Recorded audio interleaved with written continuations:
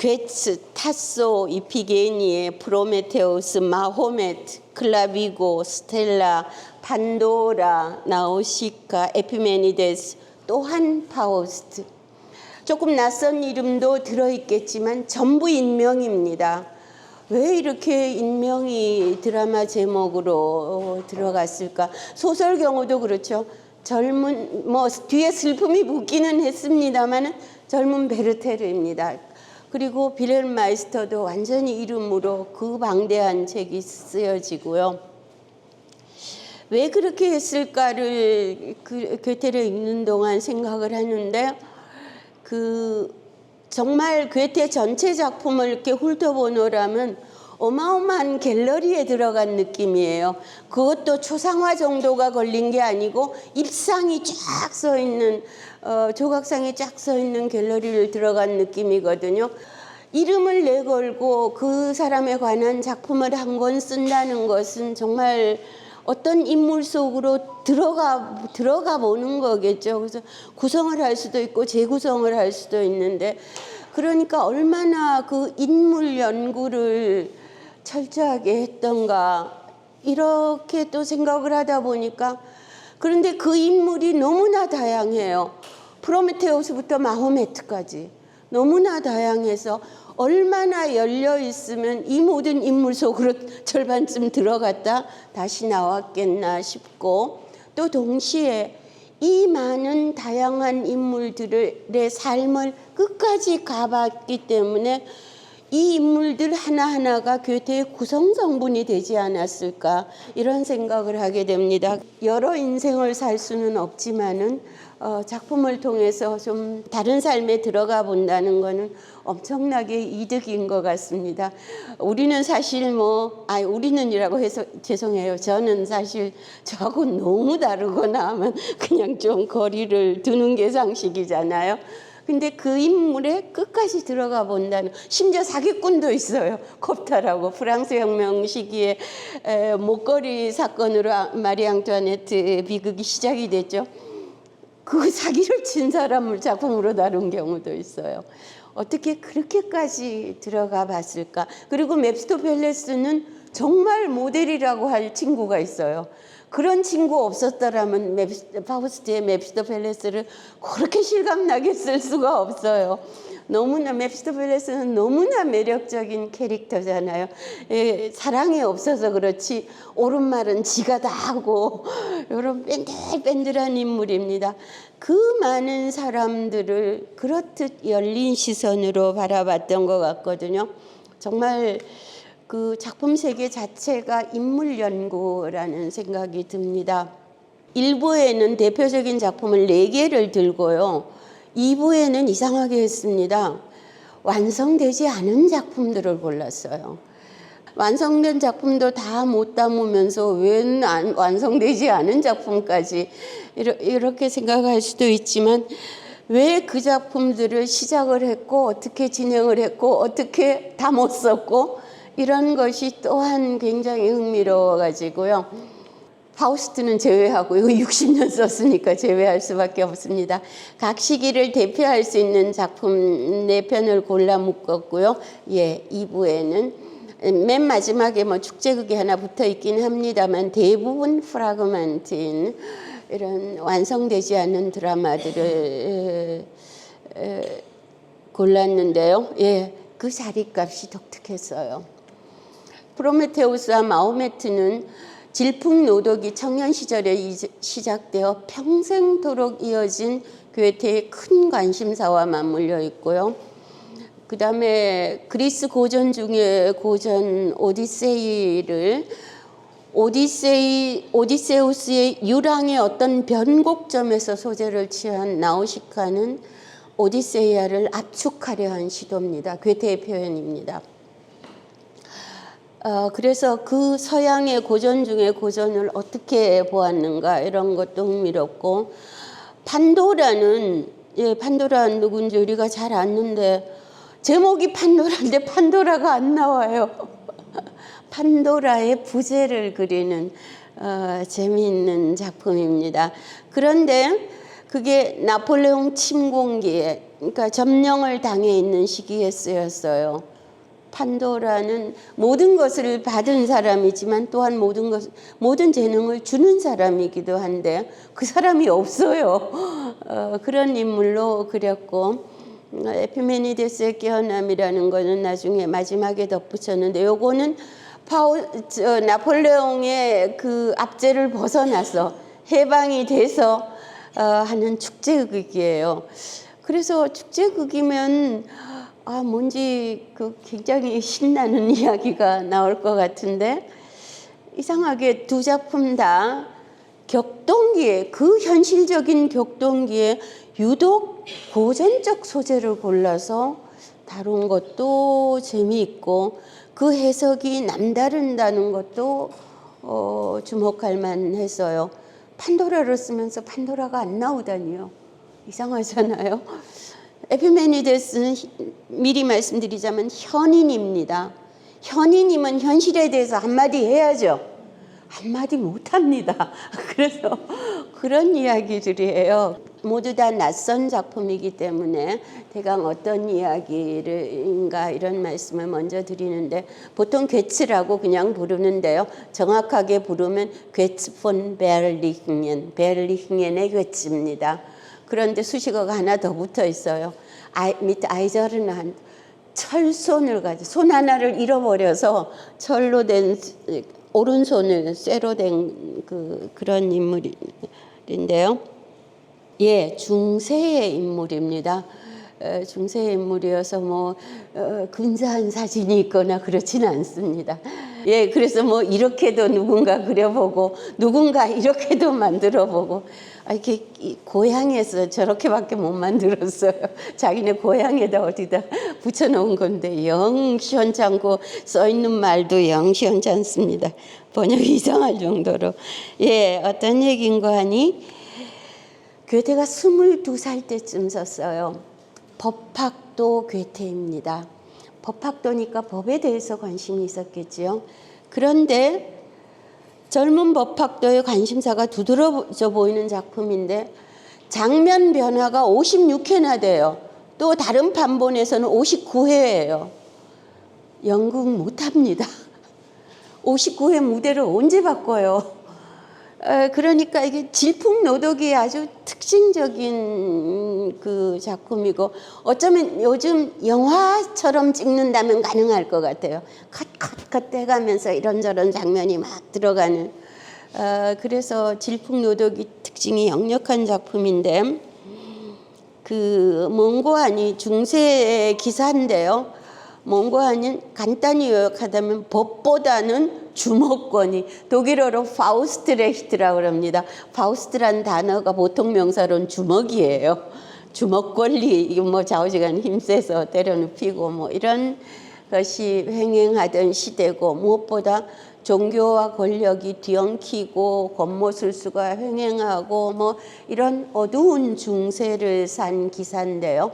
그런데 굉장히 올곧은 사람이었어요. 그런 시대를 사는 사람인데, 정말 기사들이 많이 있지만은 도둑 기사도 횡행하고 이런 시절인데, 백성들의 신망도 받았고 용맹하고 무엇보다 올곧은 사람인데, 그 일막에서 민중들의 대화 속에서 이렇게 엿보여요. 얼마나 괴츠를 존경하는지 이런 게 엿보이는데, 무대는 한 두 개 정도고 가운데 벌판이 있어요. 하나는 괴츠의 성이고, 약스트하우젠이라는 괴츠의 성이고, 반대쪽에는 주교궁이에요. 주교가 권모술수의 화신 같은 사람입니다. 발단이 어떻게 되는 거 하니, 괴츠가 아끼던 어린 시종 기사가 하나 있었는데 주교 측에서 이 기사를 억류를 해요. 그러니까 가만히 있을 수 없죠. 우리도 누구 하나 잡아와야 맞바꾸든지 할 거 아니에요. 그래서 괴츠도 주교가 총애하는 기사를 하나 사로잡아오는 것으로 이야기가 시작됐는데, 이 기사는 괴츠의 어린 시절 친구였어요. 그런데 주교궁에 가 있다 보니까 권모술수가 능하고 이런 사람이 됐습니다. 어찌됐건 사로잡혔어도 어린 시절 친구고 하니까 일단 서로 바꾸기 위해서 사로잡은 거니까 뭐 모질게 굴 필요 없잖아요. 그래서 괴치는 이렇게 기사에 합당한 예우를 잘 합니다. 그래서 예우를 잘하다 보니까 뭐 심지어 또 괴치 여동생하고 뭐 결혼을 한다 이런 얘기도 나오고 뭐 그거는 부차적입니다만은 그런데 그 기사 이름이 바이슬링엔인데요. 뭐 주교 쪽에서 약간 뭐가 있었습니다. 어찌됐건 잠깐 다녀오러 이게 평생 거기 살던 데니까 뭐 이것저것 건이 있을 거 아니에요. 주교궁에 갔다가 그만 회유와 미인계에 말려서 거기 굉장한 미인이 하나 있었어요. 그래가지고 그 갈 때는 다녀오겠다. 그래서 기사의 약속을 한 거예요. 기사의 약속이라는 굉장히 엄중한 거잖아요. 그런데 그 맹세를 깨고 다시 주교편에 서가지고 또 그 심지어 또 저 멀리 높이 있는 황제의 힘까지 빌려가지고 적극적으로 괴치를 모함하고 공략하고 이런 사태가 벌어집니다. 그래서 괴치는 황제군에게 포위를 당하고 몰려가지고 반역죄인으로 몰려서 자신의 성에 연금을 당해요. 거기 가만히 있으라고. 그것도 답답했는데 그런 와중에 농민 전쟁이 벌어져요. 그러니까 농민 전쟁이 벌어져서 뭐 전쟁이라는 게 뭐 명분이 어쨌든 벌어지면 다 폭도고 다 폭력이죠. 그래서 그 와중에 자기는 농민들을 아껴 썼는데 이제는 폭도가 된 농민들에게 사로잡혀요. 농민들이 괴치를 왜 사로잡는가 하면은 자기들한테 지도자가 없어요. 그러니까 너 우리의 지도자가 되라. 안 그러면 가만 안 놔두겠다. 뭐 이렇게 된 거죠. 그래서 할 수 없이 지휘관이 되어질 것을 이제 지휘관이 돼 가지고 연금을 그러니까 어기는 거죠. 거기 성에 있어야 되는데 연금을 어기고 따를 수밖에 없게 돼요. 그래서 전투 장면이 많이 일어나서 그 장면 변화가 그렇게나 많은 거예요. 영화로 만들 수 있을 것 같아요. 그래서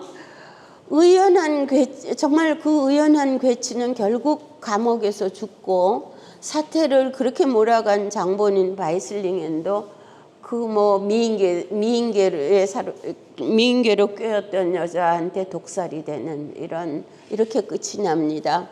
그런데 이제 이 작품은 괴테가 1773년에 썼는데 72년 3년에 썼는데 그때 23살 2살 뭐 23살쯤 됐어요.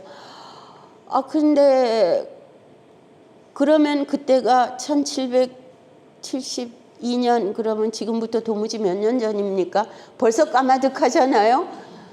그런데 그거보다 한 200년 전 이야기를 괴테는 써가는 거예요. 그래서 일부러 그 구투 이야기 단어들이 많이 나와요. 정말 번역하는데 혼이 났습니다. 괴테 언어만 해도 어려운데 괴테 언어만 해도 어려워서 괴테 사전이 있습니다. 진짜 알파벳 순으로 요 단어는 괴테가 어떤 의미로 썼는가 이런 거를. 근데 그거보다 또 몇백 년 전에서 아무튼 그런데다 또 농민들 폭도가 된 농민들의 언어 농민들이 뭐 그렇게 점잖고 고상한 표현 쓰겠어요. 아무튼 그런 얘기. 그래서 그 뭐 이야기도 비극적이지만 굉장히 언어도 거칠고 진행이 굉장히 빠르고 정말 질풍노도기의 대표적인 작품입니다. 그래서 이 괴츠가 죽은 다음에 어두운 시대를 산 한 의인의 허무한 죽음을 두고 두 마디의 논평으로 작품이 끝난다 그랬는데요. 두 사람이 논평을 해요. 고귀한 분 그를 밀쳐내는 세기의 화 있으라. 그래서 시대가 안 받아준 거죠. 거기서 끝나지 않고 그대를 제대로 알아보지 못하는 후세의 화 있으라. 눈 없는 시대가 너무 많아요. 눈 있어야 됩니다. 근데 마지막 말을 하는 사람은 레어제라는 역시 굉장히 올곧은 의인이 하나 나오는데 작가들하고 잘 사귀어야 됩니다. 레르제는 괴테가 슈트라스부르크 대학 다니면서 만난 아주 올곧은 좋은 사람이었거든요. 작품에 실명으로 들어갑니다. 이름 바뀌지 않고요. 그래서 주인공 괴츠는 죽지만 정말 이걸 읽는, 아마도 괴테가 이걸 염두에 두었기 때문에 읽는 사람들의 마음에 남는 것은 무법천지의 세상에서 실은 법이 있어야 할 자리를 채우는 것. 법이 없는데 그럼 어떻게 작동이 되겠는가?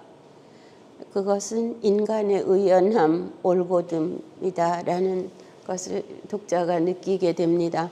사실 뭐 지금은 법이 너무 많은 시대인데 너무 많다고 법이 또 완벽합니까?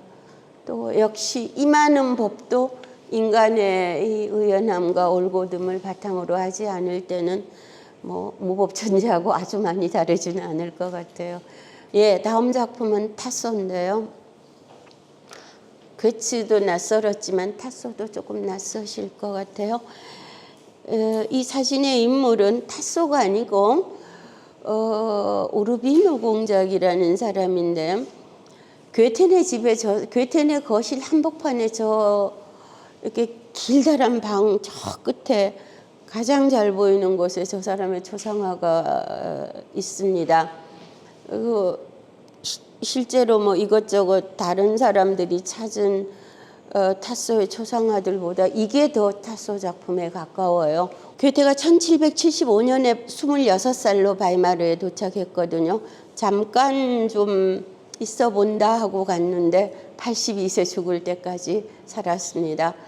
도착해서 한 5년 후인 1780년부터 쓰기 시작해서 이탈리아 여행이 1786년에서 88년까지인데 거기 계속 생각을 하다가 88년에 쓰고 90년에 완성을 해서 초연은 또 한 7년 지나서 됐는데요. 뭔가 작품을 고를 때는 자기하고 어떻게든 이렇게 좀 맞닿는 걸 소재를 고르긴 하겠습니다만은 괴테의 모든 작품 중에 괴테와 가장 동일시할 수 있는 인물입니다. 왜냐하면 시인이거든요. 시인인데 16세기 이탈리아 페라라의 궁정시인 도르카토 타소가 모델인데 하루 동안의 이야기예요. 등장인물도 5명밖에 안 됩니다.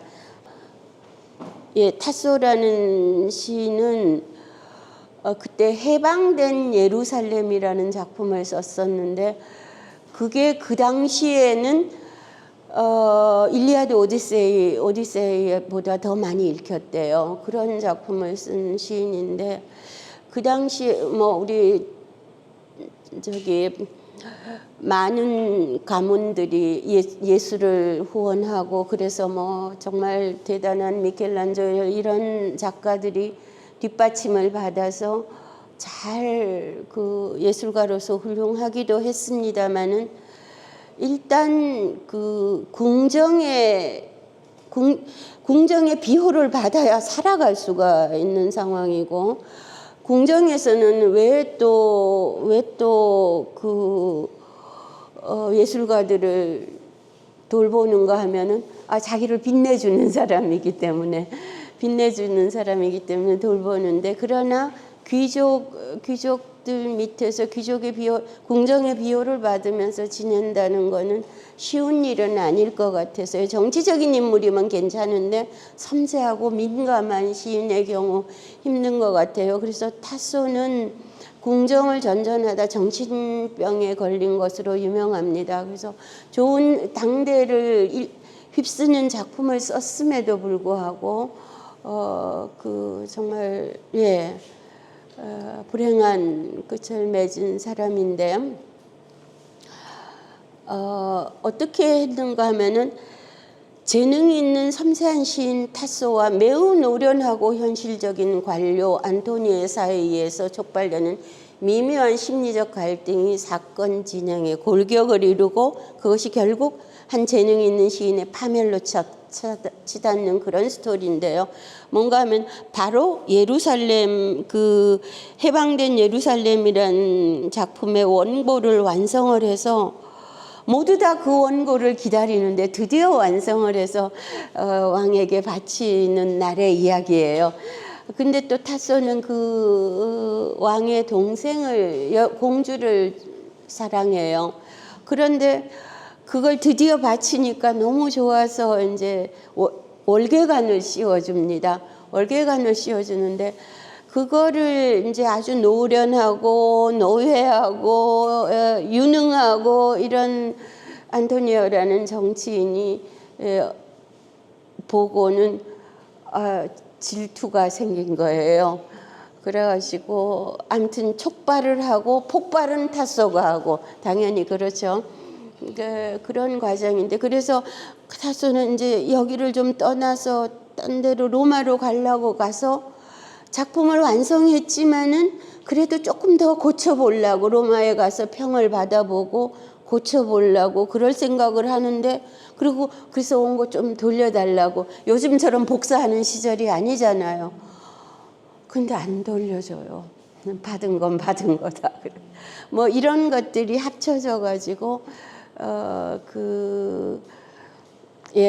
정말 타소가 폭발을 하는데 그래서 그 민감한 현실에 부딪힌 민감한 시인의 문제를 다루는데 이탈리아의 페라라가 모델이지만은 사실은 읽다 보면은 이건 작은 독일 궁정 바이마르다라는 느낌이 들거든요. 괴테를 뭐 잘 뭐 대부분 아시기로 뭔지 부잣집인 것 같고 뭐 잘 살았다 그러고 뭐 재능도 당연히 있고 그래서 뭐 또 심지어 괜히 미워하는 사람들도 있습니다. 그러나 괴테는 평민이에요. 바이마르는 조그만 공국인데 궁정의 귀족들이 바글바글합니다. 그런데 괴테는 평민이 가서 2인자 노릇을 해요. 얼마나 힘들었겠어요. 그래서 그 정말 재능 있고 감수성, 죄송합니다. 오타가 있네요. 강한 시인 괴테가 겪는 문제들, 그리고 어쩌면 처할 수도 있었을 위기가 이런 작품을 씀으로써 좀 극복되지 않았나. 베르테르도 씀으로써 주인공 베르테르는 죽이고 괴테는 그 문제를 넘어섰단 말이에요. 이게 뭐 그런 사주일 동안 미친 듯이 씀으로써 조금 그런 느낌을 받게 되는데 어찌됐건 괴테 탄생 100주년 기념으로도 이 작품이 공연됐던 거는 상당히 의미심장한 것 같아요. 그래서 전체가 저 위에 썼지만 매우 정제된 온문입니다. 그래서 갈등이 어디 있지 하고 또 조금 찾아도 보게 되는 글인데 그러니까 시 구절 하나하나가 거의 다 시입니다. 너무 아름다워서 공주에게 하는 말 한 구절 보자면 쉽게 요동치는 인생의 파고 위에서 그대에게 변함없는 마음 하나가 머뭅니다. 그런 그대 모습 제가 보아요. 뭐 이런 식입니다. 굉장히 정제된 언어들이어서 그리고 유명한 그 인간이 그의 고통 속에서 말을 잃어도 참혹해서 말을 못해도 인간이 그의 고통 속에서 말을 잃어도 신 하나가 나를 말하게 한다. 무얼 내가 괴로워하는지. 이러면 이 타소의 이 구절은 괴테의 마리엔바트의 비가라는 시에 이렇게 인용되어 있거든요. 마리엔바트 비가는 괴테 뭐 마지막에 막 74세 19세에게 청혼을 했다 뭐 바람둥인가 그렇게 또 오해를 하시는데 사실입니다. 청혼한 거 사실인데 거절을 당했죠. 당연히 며느리가 26살인데 19세를 안 되죠. 체코 귀족집 딸이었는데 아무튼 그 청혼을 거절당하고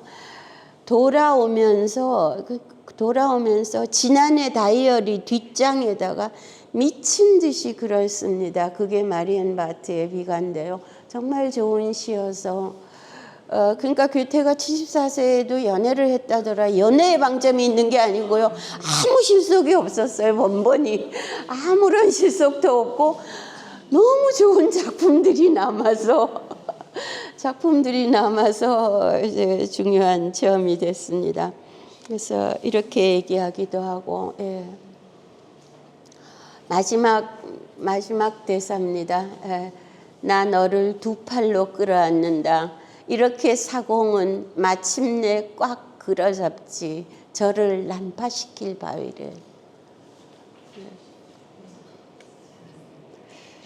전체가 굉장히 아름다운 운문이어서요. 예, 그런 타소가 있고, 그러니까 아까 괴치는 용감한 기사였잖아요. 타소는 또 굉장히 섬세한 시인입니다. 그 다음에 그 유명한 이피게니예요. 뭐 그리스어로 읽으면 이피게니아가 될 텐데요. 워낙 유명한 작품이라 뭐 현지어를 살린다고 그러지만 독일어로 해야 될 것 같습니다. 다우리스 섬의 이피게니인데요. 이 그림이 안젤름 키퍼 그림인데요. 그림이 너무 작품을 잘 나타내서 정말 유명한 그림입니다. 그러니까 뭔가 하면은 야만국의 섬에 앉아서 고향을 그리워하는 그 마음이 외로움과 그리움과 이런 것들이 굉장히 잘 드러난 그림이어서요. 독일 고전주의를 대표하는 한 작품입니다. 그 타소는 막 아름다운 운문으로 되어 있지만 결국 파멸에 이르는 걸 그리는데 고전주의가 파멸에 이르는 걸 아마 그리지는 않겠죠. 조금 다릅니다. 결이 다릅니다. 그 37의 괴테는 2년 동안 이탈리아 여행을 하는데요. 1786년에서 88년까지 괴테의 이탈리아 여행은 괴테 자신에게서의 엄청난 전기였을 뿐만 아니라 독일이라는 나라의 문학사가 바뀌는 지점입니다. 거기 기점으로 문학사가 바뀌어요. 그 전까지는 질풍노독이고 그 다음에는 고전기로 들어갑니다. 37살 때 이제 40이 되기 전에 공부 좀 해야 되겠다고 그러면서 1786년 9월 3일 새벽 3시에 아무도 모르게 떠나는데요. 말이 여행이지 2년 있었습니다. 정말 공부 많이 했어요. 공부 많이 하고 무엇보다 고전적인 이탈리아에 가서 뭐 누구나 느끼게 됩니다마는 잠깐만 봐도 이 놀라운 고대 그리스 로마를 보게 되는데 그걸 2년 동안 들여다본다고 생각해 보십시오. 엄청난 많은 경험을 하고 또 화가들과 같이 그림 공부를 정식으로 하고 많은 작품을 썼습니다. 그때 9월 3일 새벽 3시에 아무도 모르게 이탈리아로 떠날 때 그가 유일한 동반녀라면서 함께 떠난 것이 이피게니의 원고뭉치였습니다. 그 전에 써놨는데 산문으로 썼었거든요. 운문으로 바꾸고 싶었던 거예요. 운문으로 바꾸는 거는 굉장한 작업입니다. 그죠? 전부 가군을 맞춰야 되고 엄청나잖아요. 이피게니에가 산문으로 써서 바이마르에서 무대에도 올려졌었습니다. 괴테가 연출만 한 게 아니고요. 출연도 했어요. 그런데 그러니까 애착이 얼마나 컸던 작품인지 알 수 있는데 하여튼 공들인 만큼 한 시대를 대표하는 작품이 됐습니다. 주제는 화훼인데 소재는 신화 중에서도 가장 잔혹한 이야기, 탄탈루스 가문의 이야기입니다. 탄탈루스는 너무 뛰어나서 신들의 식탁에 함께 앉았던 사람이죠. 그러나 그리스 신화의 가장 기준이 되는 것, 휘브리스, 오만을 저질러서 절대로 넘으면 안 되는 선이 있는데 선을 넘는 데서부터 그리스 신화의 모든 이야기가 시작이 됐죠. 그래서 탄탈루스까지는 괜찮은데 그 벌이 이게 신들을 능멸한 벌이기 때문에 자손 대대로 이어지는데 그 벌이 아주 끔찍합니다. 탄탈루스 바로 밑에 아르테우스에 가면은 이제 형제가 둘인데 이제 뭐 잘 크다가 하나가 이제 딴 데로 갔는데 딴 데로 가면서 그 형의 자식을 하나 납치를 해가지고 데리고 가서 키워서 그러고는 다시 형의 집을 찾아갔을 때 아주 대단한 그 환대를 받습니다. 뭐 맛있는 음식을 엄청나게 먹고 이야기 아시죠? 다 먹고 봤더니 자기 아들이었던 거예요. 먹은 음식이.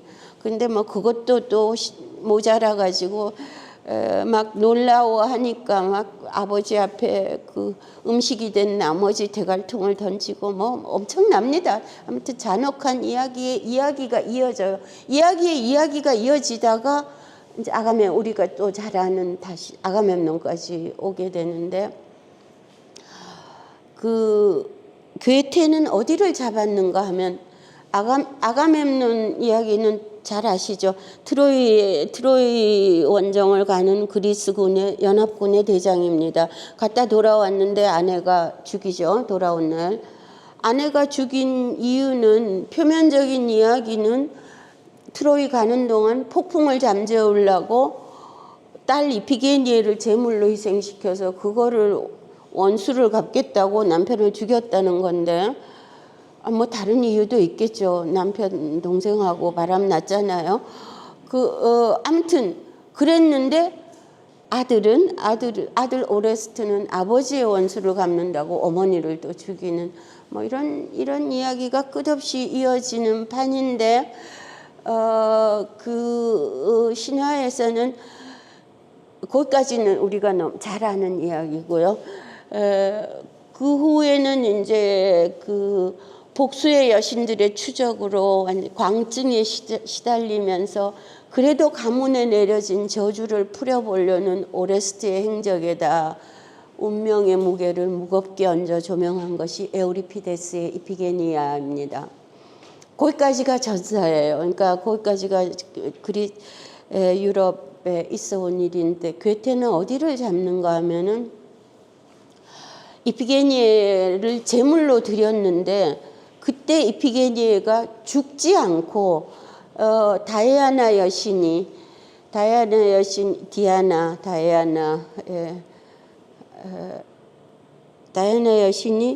이피게니에를 싸서 구해서 타우리스라는 그 섬에다가 내려놓는 걸로 이야기가 시작이 돼서 그래서 이피게니아가 야만국 타우리스에서 다이아나 여신의 사원을 지키는 사제가 됩니다. 여사제가 돼서 여사제가 되어 있는 데서 시작이 돼요. 그리고 이 혹독한 가문의 이야기는 나중에 대사를 통해서 조금 알려집니다. 그런데 주로 이피게니아의 내면에 집중해서 이것도 운문입니다.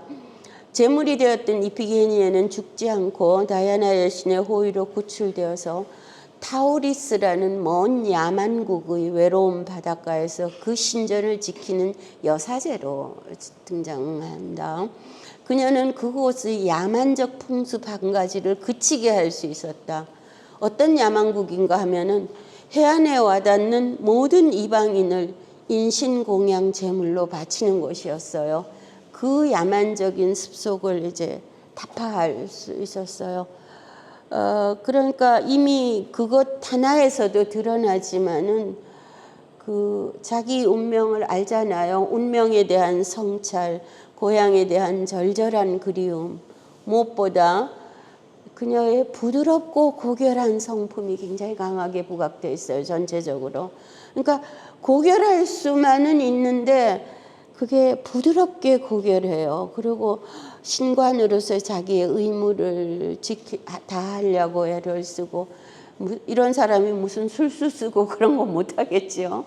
그래서 참 그 하나의 아까 그 그림 같은 인물을 하나 빚어놓은 거예요, 괴테가. 그래서 사제는 처녀여야 되잖아요. 처녀로서 사제의 직분을 지켜나가려는 이피게니에가 노령의 왕 토아스의 구혼을 받아요. 이것 때문에 이제 문제가 벌어집니다. 왕비 노릇하면서 살면 좋지만 자기는 그래도 사제로서의 그 의무가 있어서 여러 가지 핑계를 대며 계속 거절을 하는 것이 그게 발단이다. 근데 최종적인 거절을 듣고 이제 왕이 노해서 그 인신공양 제물도 그 사이에 없앴잖아요. 그랬는데 그 없애자면 또 얼마나 많이 설득을 하고 했겠어요. 그랬는데 너무 화가 나서 인신공양의 옛 풍습을 부활시키겠다고 선언을 해요. 그렇게 되니까 해안에 와닿은 이방인 둘이 바쳐질 희생제물로 끌려오는데, 그러니까 희생제물이 왔으니까 사제가 죽여서 제단에 바쳐야 돼요.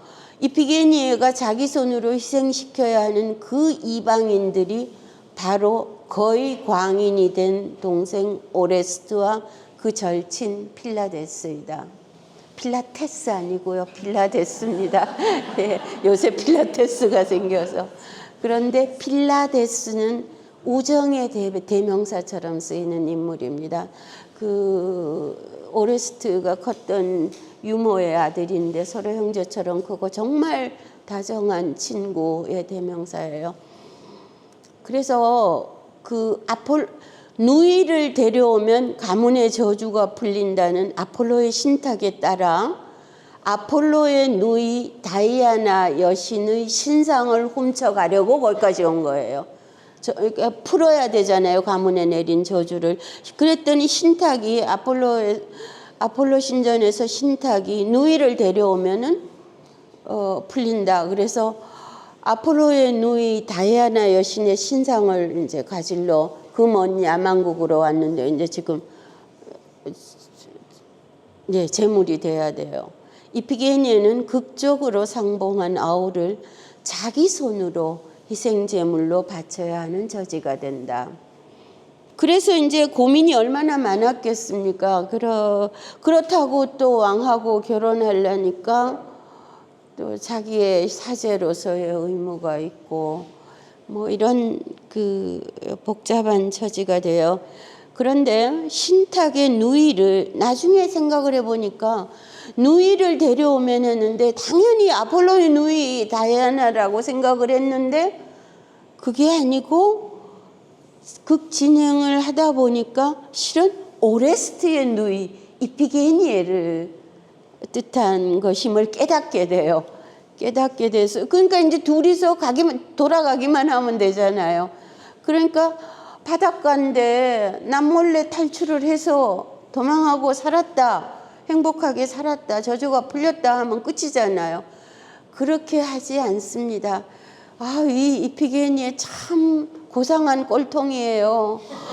그래서 그 이피게니에가 왕에게 호소를 해요. 보내달라고. 그래서 그때야 비로소 자기의 신분도 밝히고 아무튼 호소를 합니다. 그러니까 왕의 구혼을 물리쳤고 명령과 직분도 어기면서 떠나려는 사람이 체념하거나 굴복하거나 도주하지 않고 애두름 없이 정직하게 마침내 좋은 마음으로 보내줄 때까지 간곡하게 허락을 구해요. 여기가 핵심입니다. 그래서 정말 야만국 국왕의 인간성에 호소를 하는 것이죠. 그래서 결국 노여움을 가라앉히지 못했던 왕이 신상까지 훔쳐가려던 제물이 되었어야 마땅할 이방인들과 이피게니에를 보내주며 축복의 말로 전송함으로써 휴머니즘의 결말이 이루어진다. 그래서 그 고전주의 대표작이 됐습니다. 아이고 참 여러분한테 의논할 게 있습니다. 그렇다면 할 수 없이 이제 토마스가 그렇다면 가거라 하고 이제 긴 이야기를 듣고 그렇게 했더니 이피겐이 또 보세요. 그렇게는 아니고요. 예, 축복 없이 마지못해 제가 그대를 떠나지는 않겠습니다. 저를 추방하지 마십시오. 이렇게 하네요. 그러고는 하는 말이 아름다운 작별의 말을 제게 들려주십시오.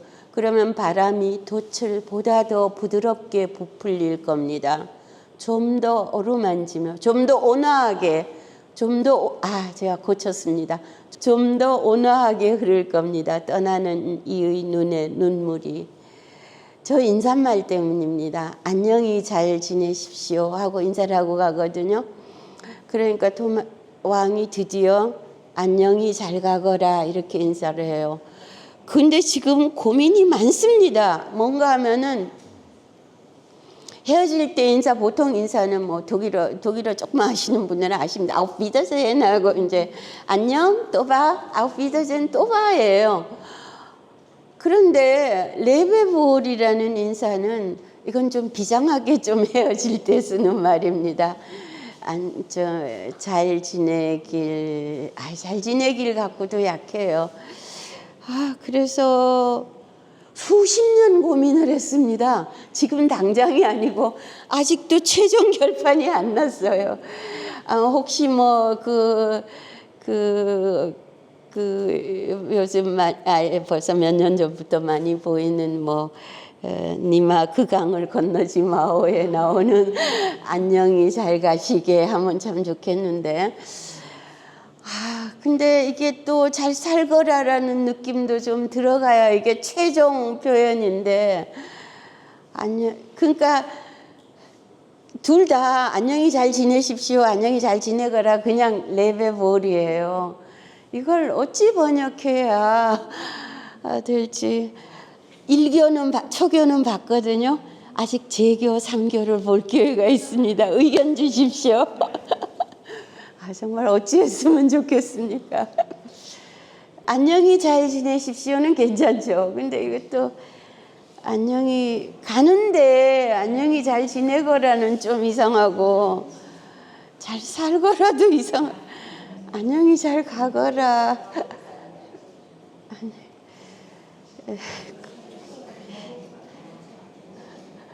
투표 좀 해볼까요?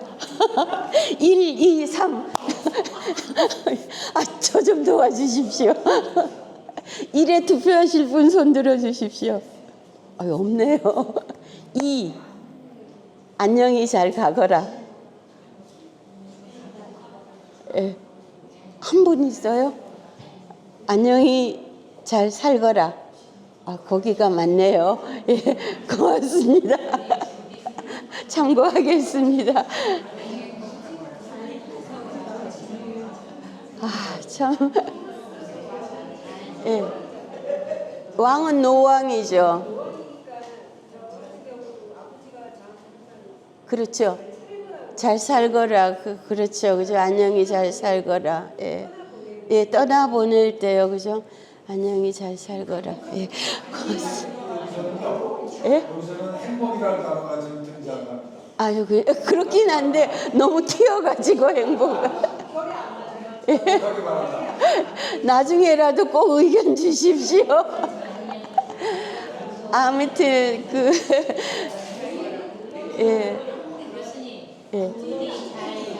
네? 부디 잘 살거라. 그렇죠. 부디도 좋네요. 그죠? 부디 잘 살거라.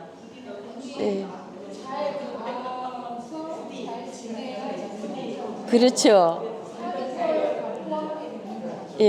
부디 잘 살거라. 잊어버리면 안 되는데 적어놔야 되는데. 아무튼 일단 저를 도와주셔서 굉장히 감사하고요.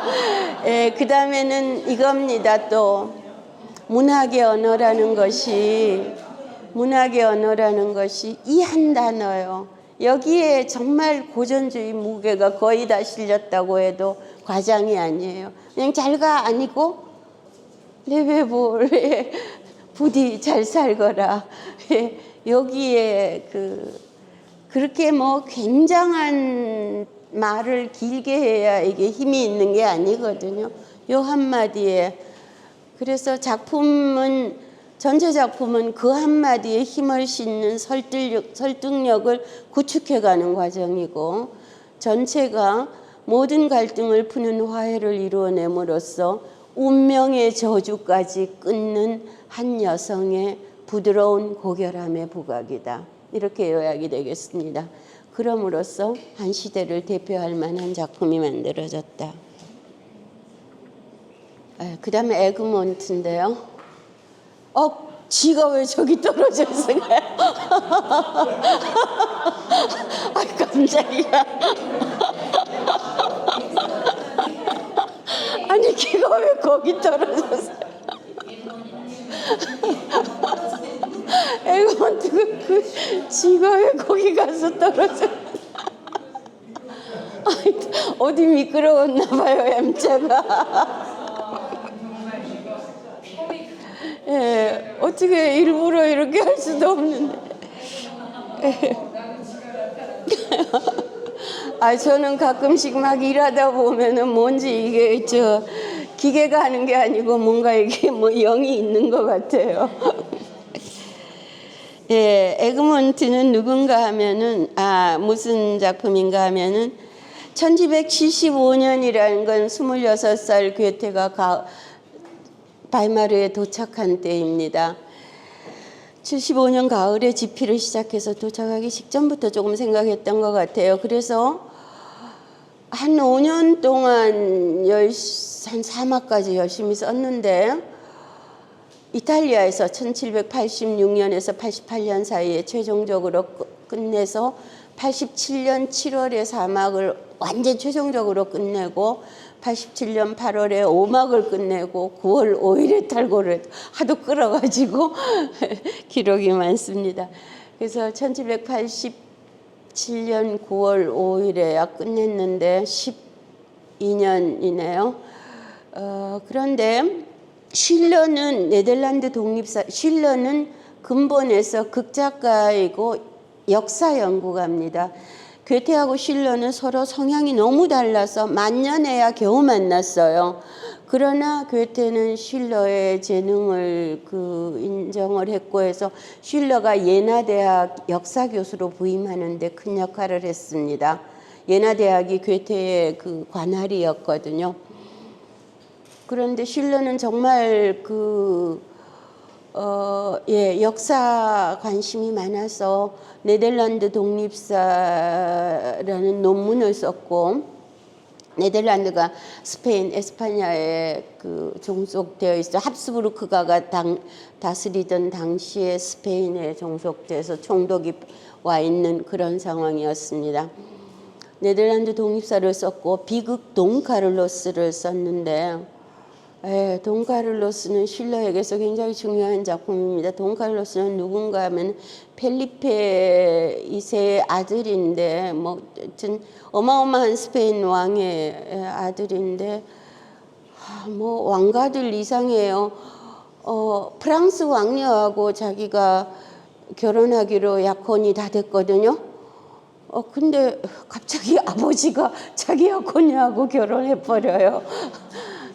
그래서 많은 시류에 잠기고 이런데, 그 와중에 포자라는 그때 그 사람도 좋은 친구 겸 신하가 있어서 돈카를로스로 하여금 네덜란드 독립에 좀 관심을 기울이게 하고 이렇게 좋은 데로 이끌어가는 이런 사람이 있어서, 돈카를로스도 쉴러에게 있어서 질풍노도에서 고전기로 넘어가는 그런 작품입니다. 근데 돈카를로스만 등장하는 게 아니고 가톨릭의 아주 폭압적인 인물 알바 공작이 나와요. 굉장히 억압적인데, 그런데 그 알바가 여기 괴테 에그몬트에도 등장합니다. 오막 문제는 그냥 미리 말씀드리면 전체가 오막인데, 4막까지는 굉장히 투쟁적인 이야기가 나오다 5막에 너무 화해적인 게 나와요. 그러니까 아주 실러는 굉장히 그 올곧고 막 이런 사람이거든요. 실러가 산막으로 각색을 해버려요. 잘라버리고. 그랬는데 그 실러 1816년에야 괴테가 무대에 올려요. 실러가 산막으로 각색을 했지만 마음에 안 들었어요. 그러나 실러는 1805년에 죽어요. 그러니까 실러가 각색을 해놨는데 그걸 안 따르는 것 아니고 그냥 뒀다가 뒤늦게 무대에 올리고, 무대에 올리기 위해서 베토벤에게 그 유명한 에그몬트 서곡을 주문하는데요. 에그몬트 서곡이 웅장한 이유가 오막에서 그 감옥에 갇힌 에그몬트가 어떤 그 환상을 봐요. 근데 굉장히 승리의 여신이 막 그 나타나고 이런 좀 환상을 봐서 에그몬트는 폭압 속에서 몰락을 하지만은 그러나 그러니까 사회적으로 생물학적으로는 몰락을 하는데 본인이 굉장히 그 내적인 뭔가 성장을 얻고 자유의 열망이 강해지고 해서 그것이 뭐 대안까지는 될 수 없지만은 실러 입장에서는 그것은 대안이 될 수 없었어요. 괴테 입장에서는 그것이 대안이 될 수도 있다는 그런 생각을 했던 것 같아요. 조금 이야기를 앞질렀는데 전체 스토리는 이렇습니다. 오막극이 아주 충실하게 됐는데 뭔가 하면 총독 관저가 2번 나오고 사막 뒤에 알바궁 이렇게 나오죠. 그러니까 총독이 여총독인데 조금 온화한 사람이었어요. 그런데 점점 더 물리적 폭압이 생기면서 스페인에서 알바를 보내면서 완전히 폭압적인 상태로 들어서 정치적인 게 굉장히 고조가 되어 갑니다. 그래서 그 정치적인 게 고조되어 가는 과정 속에서 광장이나 이런 길거리나 이런 데서는 백성들의 상황이 나와서 일막의 광장에서는 에그몬트가 존경받고 신망을 받는구나 이런 게 느껴지고 뭔가 이제 두 번째 광장 되면 여총독이 가고 알바가 온댄다 뭐 이러면서 좀 근심하는 이런 촉발이 되는 건 종교 문제예요. 스페인은 국교지만 네덜란드 그때 플랑드르 지방인데 거기는 다 신교가 들어와서 종교 갈등에서 촉발이 되기 시작해요. 그리고 처음에는 클레르히에는 에그몬트의 애인입니다. 나의 아주 어린 그 순수한 소년인데 클레르히엔 여기도 많이 나오죠. 기다리고 그러다가 나중에는 그러니까 광증에 걸리는 그 과정까지 그 사랑스러운 소녀가 연인이 이제 어려움을 당하니까 이제 변화하는 과정들이 나오고 이막에는 클레르히엔 집이 나오는 대신 에그몬트의 집이 나와요. 그러면서 에그몬트와 오라니엔 이렇게 그러니까 스페인 총독이 있지만은 에그몬트와 오라니엔 백자 공은 궁정하고 잘 지냈어요. 잘 지내고 그쪽에서도 좀 신망을 받고 백성들한테도 신망을 받고 이렇게 해서 그런 대로 잘 유지되어 오던 상태인데 이제 막 폭압적인 인물이 들어오니까 문제가 생기는 건데 에그몬트와 오라니엔은 둘 다 백작이고 뭐 주위에 영지도 있고 신망도 받고 그런데 현실적인 것에 대한 입장이 틀려요. 나중에 저 알바궁에 가는데 에그몬트는 오라니까 가서 잡히고 오라니에는 오지 않아요. 네, 그런 어떤 현실에 대한 입장도 잘 드러나고 오라니엔이 누군가 하면 여러분 역사책에서 오렌지공 뭐 그런 거 보셨죠? 오렌지공입니다. 그 발음이 틀려서 그래서 아무튼 여기도 신망받던 의연한 사람이 멸망하는 이야기인데 멸망하면서도 마지막에 그래도 자기의 어떤 환상과 어떤 내면 세계로 좀 받아들이는 이렇게 끝이 나는 건데요. 예, 에그몬트의 유명한 구절이 있습니다. 태도가 이렇게 보이는 것 같아서요. 자, 그만. 시간이라는 태양준만은 보이지 않는 영들의 채찍을 맞으며 달리듯이 우리 운명의 가벼운 수레를 몬다. 하여 우리는 용감하게 마음 다잡고 곱비 단단히 쥐고 오른쪽으로 왼쪽으로 여기 돌을 피하고 저기 낭떠러지를 피해 수레를 몰 뿐. 어디로 가는지야 누가 알랴. 어디서 왔는지도 거의 기억하지 못하는데 멋진 구절입니다. 저쪽에 앉아 계신 분 서랍 한번 열어보십시오. 거기 들어있을 겁니다. 왜 들어있는가 하면은 괴테의 자서전 시와 진실이 이 구절로 끝납니다. 에그몬트 인용으로. 바이마를 향해서 가면서 이 심정으로 가는 거예요. 그래서 뭔가 낯선 운명을 향해서 떠날 때 피하지 않고 한번 가보는 거, 그런 태도가 아마도 이런 마음으로 알바 공사에 오라고 그래도 갔을겠죠. 근데 안 되는 곳이 안 통하는 곳이 있습니다. 낭떠러지가 있습니다. 예, 에그몬트하고 오라니엔의 입장 차이가 잘 드러나는 대사여서요. 나는 높이 서 있으며 더 높이 오를 수 있고 또 그래야만 한다. 나는 희망, 용기 그리고 힘이 느껴진다. 아직 나는 나의 성장의 정점에 도달하지 않았다. 그리고 언젠가 저 위에 서면 단단하게 두렵지 않게 서겠다. 아이고 오타가 있네요.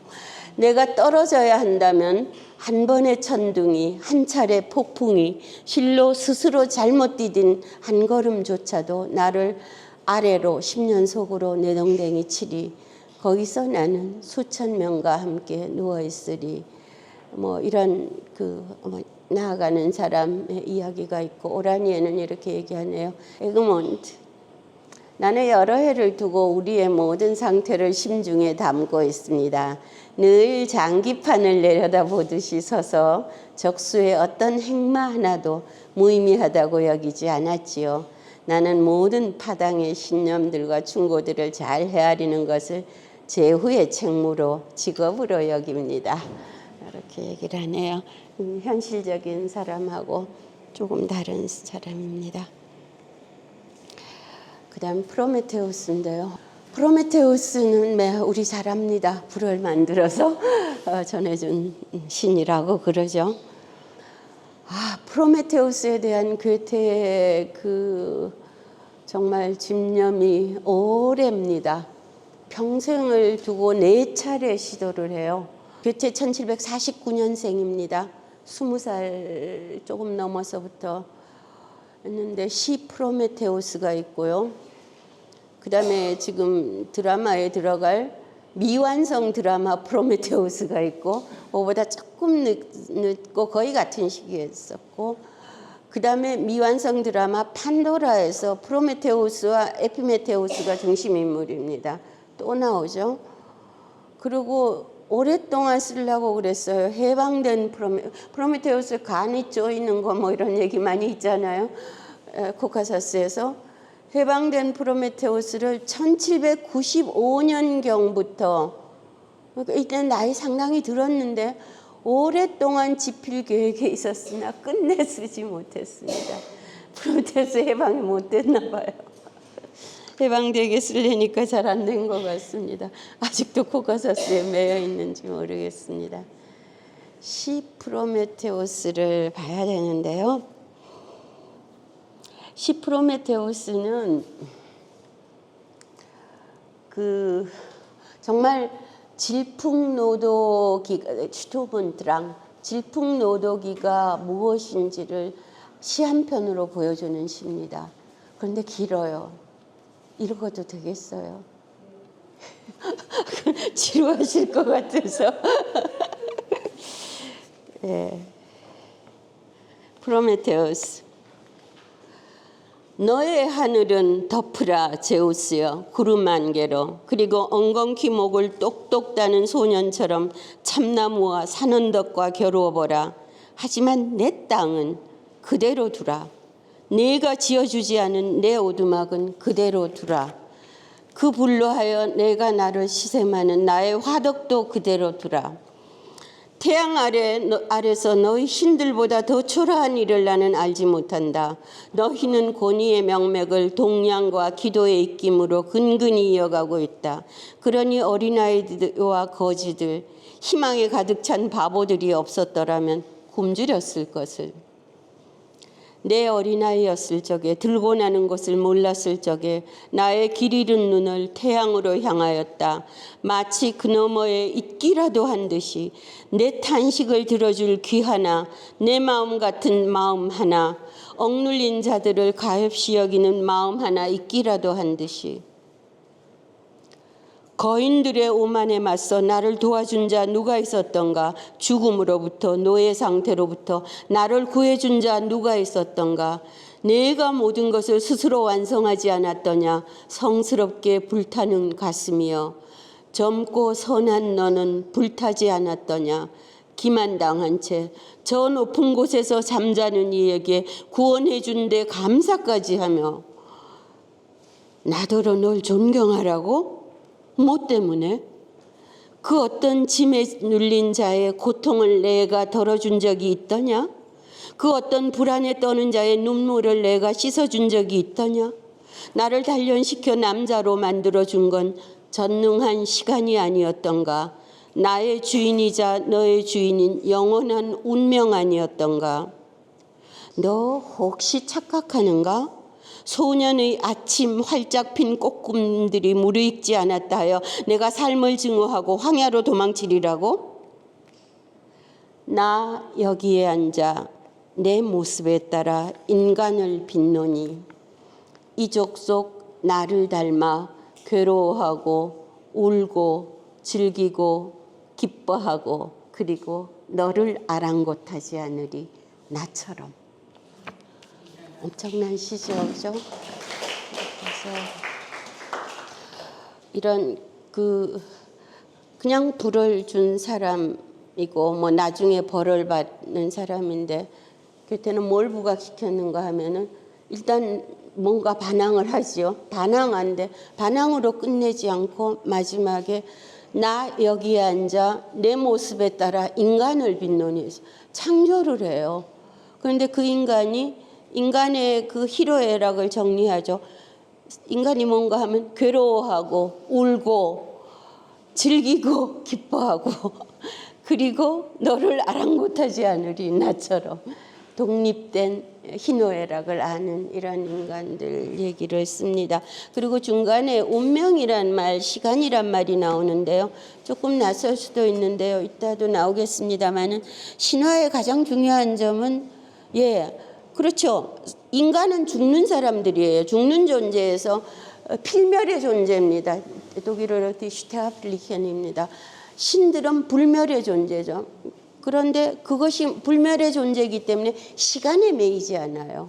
운명이 없어요. 그래서 고기가 결정적인 차이라서 시간에 매이느냐 안 매이느냐. 시간에 매이면 끝나잖아요. 그리고 운명이 있으면 그 운명에 따르니까 또 끝나요. 그래서 그 차이가 이제 핵심으로 등장을 하는데 미완성 드라마 프로메테우스는요 2막으로 됐는데 1막은 지금 시를 그냥 산문으로 좀 풀어놨어요. 똑같은 반항하면서 그러나 창조하는 그런 인물을 그리고 2막에 이제 조금 더 들어갑니다. 그가 빚어놓은 인간들이 이제 생명을 얻으면서 어떻게 되나 그런 이야기가 조금 들어가고 더는 못 썼어요. 그런데 지금 그 이야기요. 그 운명이 있느냐 없느냐, 시간에 종속되느냐 안 되느냐. 그래서 그런데 이 대전제 프로메테우스는 아직도 신의 반열에 있기는 한데 그 대전제를 구도를 바꾸려는 존재로 생각이 된 거예요. 그래서 그런 존재로 프로메테우스가 그려져서 신들에 맞서면서 반항심에서 자기도 인간을 만드는 이런 창조적인 반항아, 거기에 무게가 실려 있어요.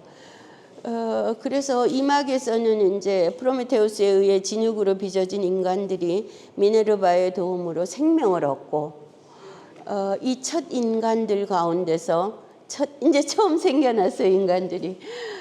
그런데도 벌써 소유가 생겨나고 폭력이 생겨나고 그리고 인간들이 희로애락을 알아가는 이런 에피소드들이 이어집니다. 사실 창조의 문제는 뭐 너무나 여러 작품에서 평생토록 이어지는 주제이고요.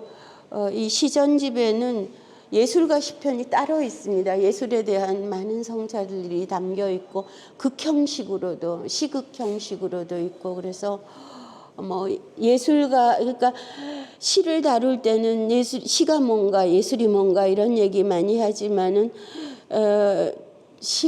시극 같은 데는 대부분 현실에서 뭘 겪어야 되는가 나중에는 혹시 뭐 죽고 나서는 추앙을 받을 수도 있지만 현실에서는 고생하는 이런 이야기들 많이 다루어 봐요. 왜냐하면 예술가가 되려고 그래요. 어떻게 살아야 될지를 생각을 해볼 수밖에 없죠. 우스운 얘기입니다만 제 딸이 아주 어릴 때 입만 벌리면 정말 시가 쏟아져 나와서 다들 시인이 될 줄 알았어요. 근데 어느 날부터 초등학교 한 2학년 3학년 됐는데 너 뭐 될래 그러면은 옛날에는 꼭 시인이 된다고 그랬는데 그다음부터 대답을 안 하기 시작했어요. 그 원인이 뭐였는가 하면은 너 뭐가 될래 그래서 얘가 자랑스럽게 시인이 되겠어요 했더니 물은 사람마다 시인은 돈 못 버는데 어떡하니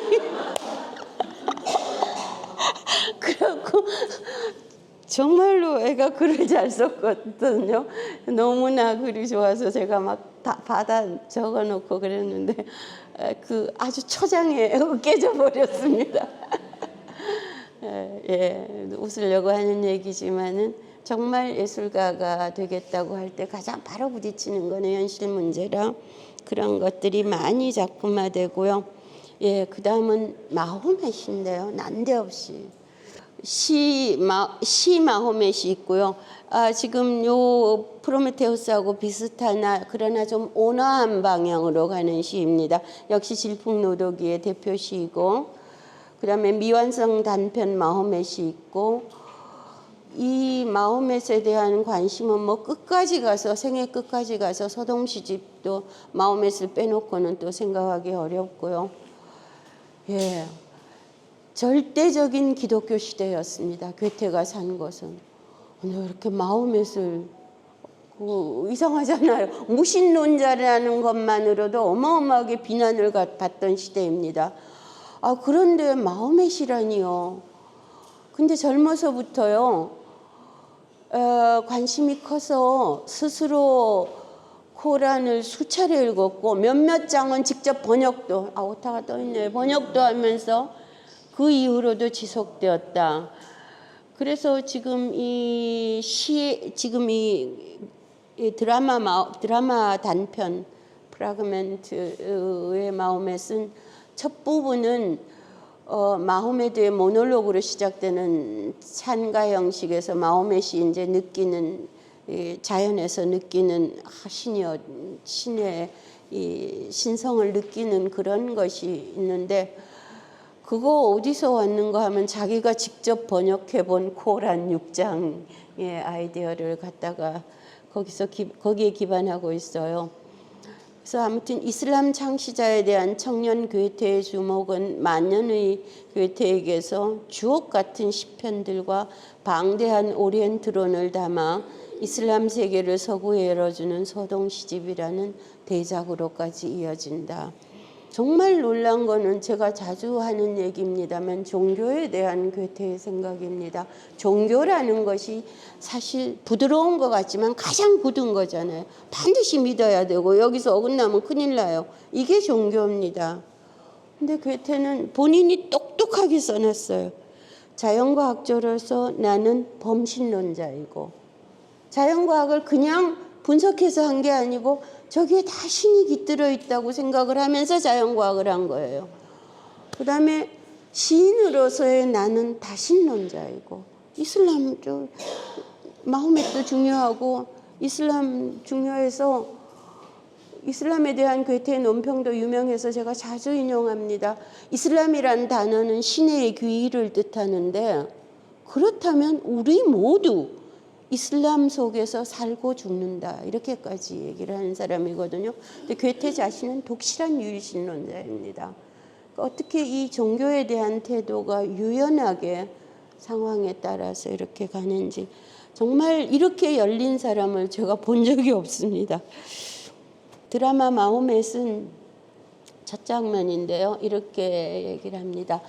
보아라 그가 반짝인다. 저 위에서 다정한 별 가트가 나의 주가 되거라. 너 나의 신 별이 자비롭게 나를 향해 눈짓하는구나. 머물라 너의 눈을 돌리려느냐. 몸을 숨기는 일을 내가 어찌 사랑하나. 예, 제가 인용을 어젯밤에 넣었는데 눈이 가물가물했습니다. 예, 아무튼 만물을 보는 존재여 나를 이끌라 뭐 이렇게 장면인데 뭔가 하면은 별이 반짝이는 그 어두 광대무변한 우주를 느끼면서 별을 보면서 나의 주가 되어라. 이제 뭔가 하나로 향하는 거예요. 마호멧 이전에 거기에서는 뭐 온갖 잡신들이 많은 그런 곳이었는데, 그래서 별을 보면서 종교 뭔가 나를 이끌어주는 어떤 힘을 생각하는데, 그 많은 별 중에서요 젊은 괴테의 재치 보세요. 별 이름이 가트예요. 예. 요즘에 주피터입니다. 목성입니다. 그런데 가트란 단어가 가시잖아요. 곧 신이죠, 영어로. 스펠링 조금 다릅니다만 발음은 그래요. 이런 어떤 그 시원한 것도 느끼면서 또 재치도 있고 구체적인 감각도 있고요. 뭐 저 위에 신이 계시 지금 너무 추상적이잖아요. 저 목성은 되게 밝습니다. 저 별을 보면서 그렇게 시작이 돼서 마호멧은 프로메테우스를 읽었으니까 또 읽을 수는 없고요. 아무튼 전체 이야기는 마호멧의 이거는 드라마이고 시는 마호멧의 노래거든요. 근데 어떤가 하면은 마호멧의 노래인데 마호멧이 제목에만 나와요. 마호멧의 노래 이러는데 시 자체는 아까 프로메테우스처럼 긴데 마호멧이 하나도 안 나와요. 무슨 얘기인가 하니 강물의 얘기예요. 그러니까 샘물에서 발원해서 작은 개울들이 모여서 강가가 비옥해지고 그래서 큰 강이 돼서 마침내 대양의 품에 안기는 이런 큰 강의 도도한 흐름을 그려요. 끝이에요. 그러니까 어떤 마호멧이라는 큰 인물, 그러니까 엄청난 종교 지도자가 많은 사람들을 모아서 이렇게 가게 되는데 그거를 사람 하나도 안 넣고 자연만으로 표현을 하고 있어요. 그래서 그것도 참 놀랍고요. 네. 어떻게 22살에 나 코란 좀 번역해봐야지. 대단하죠. 엄청난 기독교 세계입니다. 그다음에 이제 7부 능선을 넘었습니다. 그래서 프라그멘트 3개가 나왔는데요. 조금 나우시카라는 아주 낯선 이름, 독일어로는 나우지카 이러는데 또 그래도 그리스 발음을 좀 주느라고 나우시카로 했습니다. 그냥 이거는 표기를 따랐습니다. 뭔가 하면요, 이탈리아 여행을 하는데 시칠리아를 갔어요. 이탈리아에서 시칠리아 요새 비행기 1시간이면 되는데 기차를 타도 연결이 되고요. 괴테는 나흘을 배를 타고 갔어요. 대단한 여행이었습니다. 멀미에 시달리면서 나흘을 배를 타고 가고 나흘을 배를 타고 돌아오고 시칠리아 자체에는 한 달쯤 있었는데 어마어마한 체험을 했어요. 무엇보다 대양 속에 바다에 사방이 원인 물 속에 한번 있어봤다는 것도 어마어마한 체험이었고 거기서부터 시작해서 시칠리아를 안 봤으면 그 이탈리아를 안 봤다는 생각을 하게 돼요. 왜 그런가 하면은 어마어마한 자연이 너무 아름다웠고 남국이죠. 자연이 아름다웠는 데다가 그 자연이 그냥 아름다운 게 아니고 괴테가 그 어린 시절부터 읽었던 정말 몸에 배어있는 일리아드 오디세이, 특히 오디세이의 배경이 좀 되기 때문에 너무나 그 깊은 인상을 받아서 현장에 간 거잖아요. 아니 물론 오디세이가 여기서 써 있다고 여기서 기록됐다고 호머가 쓰지는 않았어요. 그러나 그 이야기와 풍광을 겹쳐볼 때 여기가 무대라고 볼 수밖에 없는 바닷가에 암벽들이 있고 동굴이 있고 온갖 괴물이 나오고 퀴클로프가 뭐 막 바위덩이를 막 던지면 막 바위가 막 던져져 있는 해변이 퀴클로프의 해변이 있고 또 요즘까지도 영어에서건 뭐 유럽어에서 전체로 쓰는 카립티스와 스킬라 사이라는 표현 그게 거친 물목이거든요, 양쪽이. 그게 요즘은 진퇴양난 그런 단어로 늘 쓰는데 거의 모든 서구어에서 고기도 바로 고기 있어요, 다.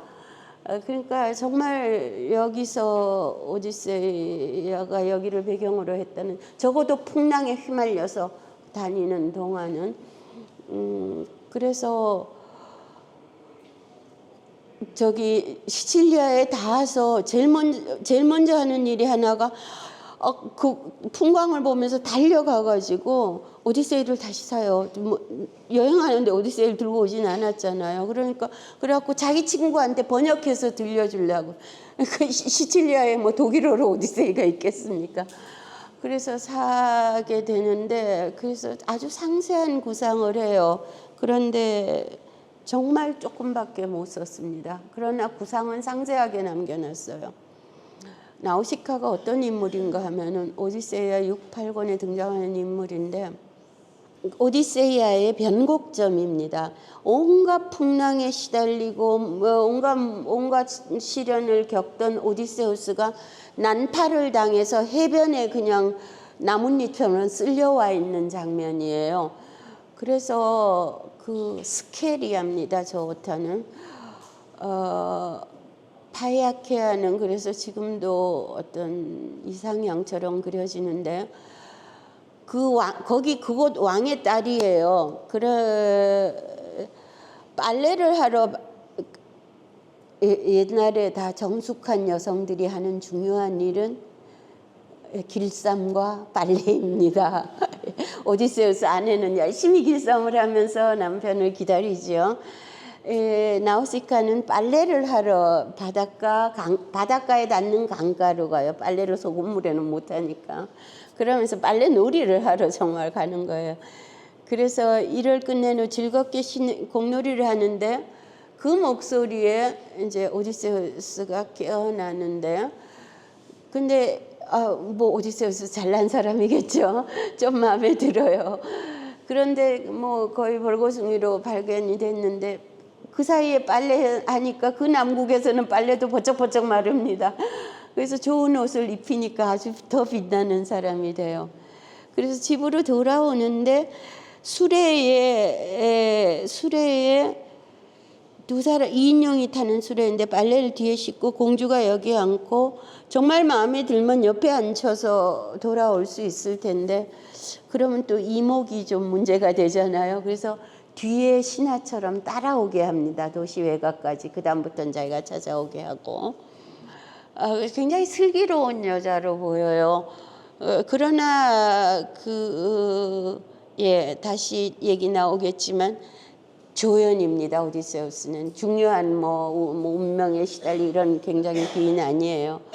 근데 왕도 봤더니 어이구 잘생기고 용맹에서 사위를 삼고 싶어 하지만 워낙 귀향의 열망이 열렬해서 그냥 가게 이해를 합니다.